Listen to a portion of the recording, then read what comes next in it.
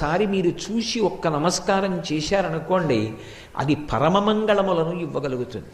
రెండు, హనుమ యొక్క ఉపాసనలో ఉన్నటువంటి అత్యద్భుతమైన విషయం, ప్రతిరోజు హనుమ యొక్క ముఖాన్ని ఎవరు చూస్తారో, ఎవరు ఆయనకి నమస్కారం చేస్తారో అటువంటి వారి యొక్క అజ్ఞానము తొలగిపోతుంది.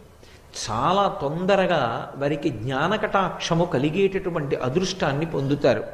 ఎందుచేత అంటే ఆయన భర్గస్వరూపుడై ఉంటాడు అని పరాశర సంహితలో ఆయన యొక్క ఉపాసన రహస్యాన్ని చెప్తారు. భర్గుడు అజ్ఞానాన్ని తీసివేయగలిగినటువంటి స్వరూపం. గాయత్రీ మంత్రంలో బీజాక్షరానికి అధిదేవత. అటువంటి భర్గస్వరూపుడైనటువంటి హనుమ యొక్క ముఖాన్ని, ఆయన యొక్క రూపాన్ని ఎవరు చూస్తారో వారికి మంగళములు ఇవ్వబడతాయి.